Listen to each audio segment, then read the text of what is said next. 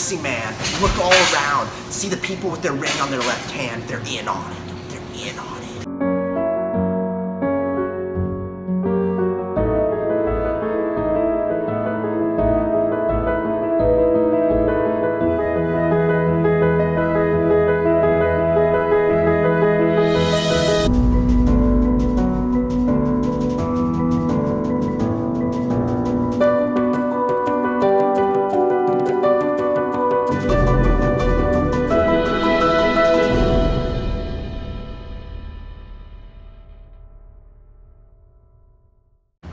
Hello, my name is Andrea Dara, and I'm here to tell you about a conspiracy that Texas A&M doesn't want you to hear about.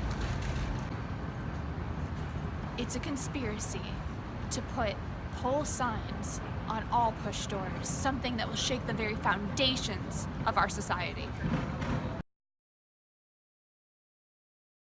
We have determined that this conspiracy is led by none other than Texas A&M University.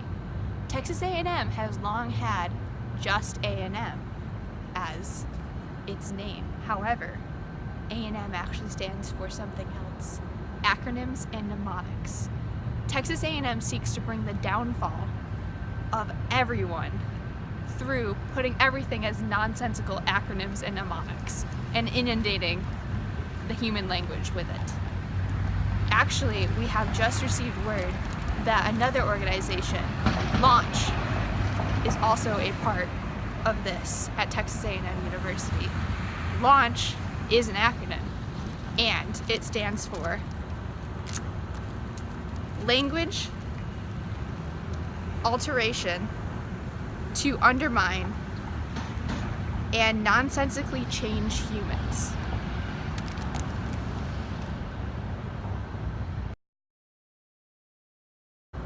We are standing outside of Henderson Hall, home of Launch, right now.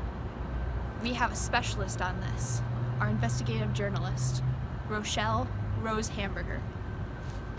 I know a lot about Launch. I've been around these parts. They think it stands for something about national fellowships or honors, but it doesn't.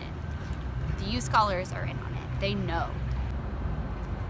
They're grooming the UScholars to be the next generation of extraterrestrial leadership on this campus, to change the doors and undermine the English language, the language that a lot of students at Texas A&M speak.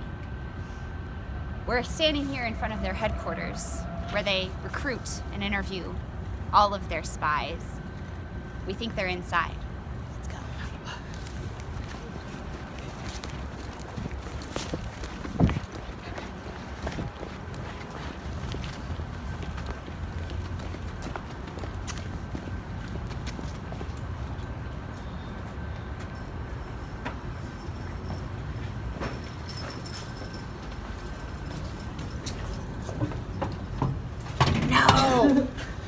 They're hiding from us. They know we're here.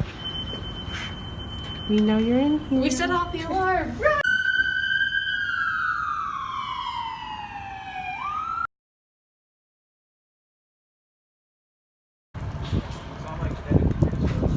Good morning.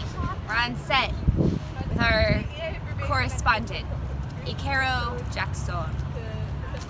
She's going to tell us what's important about this statue and what's sinister. Legend has it that the first leader of the UScholars was Harold Sol Ross. Now, it's by an oligarchy of the secret society members who wear their rings on their left hands. I've heard that Sully sometimes speaks to the chosen ones during silver taps. Wait, shh, pause. I think I can hear now.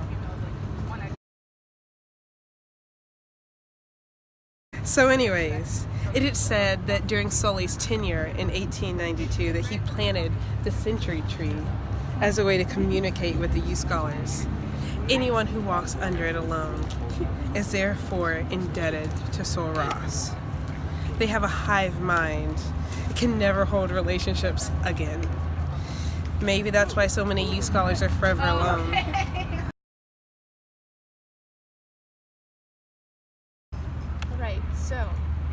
We know that Sully planted the century tree. However, why did he do this? What was his reasoning behind this? Well, Sully planted the century tree so that those who go under it are given into the hive mind society. Then they become part of it and have to think just like him. He controls them. So, I have a question for you. Why do the Corps cadets gather around the century tree? So, the Corps cadets gather around this century tree behind us so that they can, just like at Silver Taps, talk to Sully. They can communicate with him. That's why you also see so many proposals under the century tree. That's a special time for them to do their whispering and their secret discussions without anyone interfering. What does Reveille have to do with all of this? Wow, so this is my favorite part. So, every 8 years, a part of the century tree splits even more. And when that happens, a new Reveille is born. We don't know what the old ones do. We don't know where they go. We just know when there's a new one. No!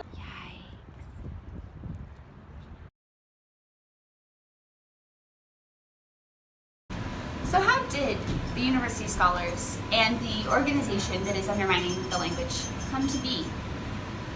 We have strong evidence that they landed here via a comet, an asteroid, in 1875 and have since been populating Texas A&M University.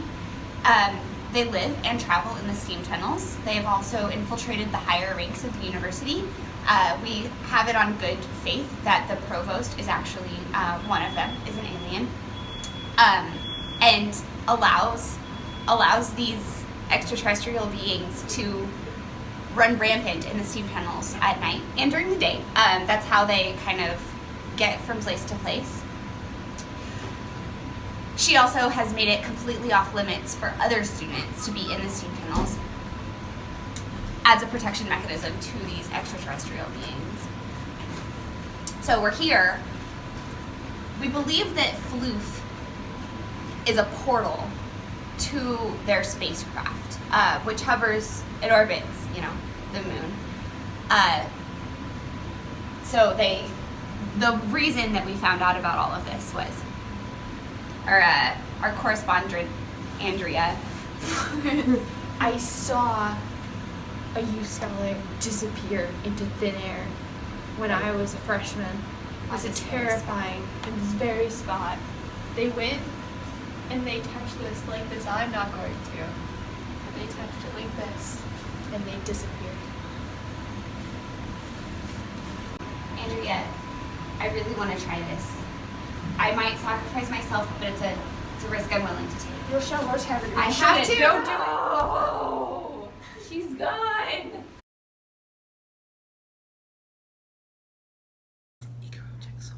Reporting live from inside Henderson Hall.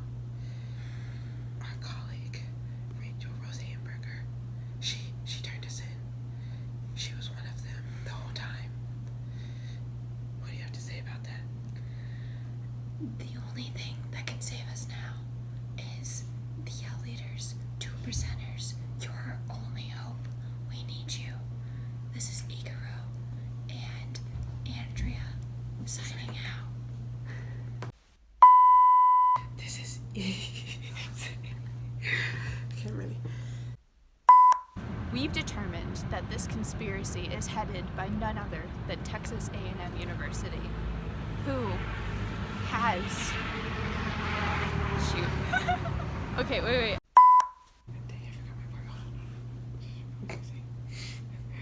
Okay, I'm ready. They know exactly what it stands for. Can I see the piece of paper that says what it stands for? We already did that. Oh, okay.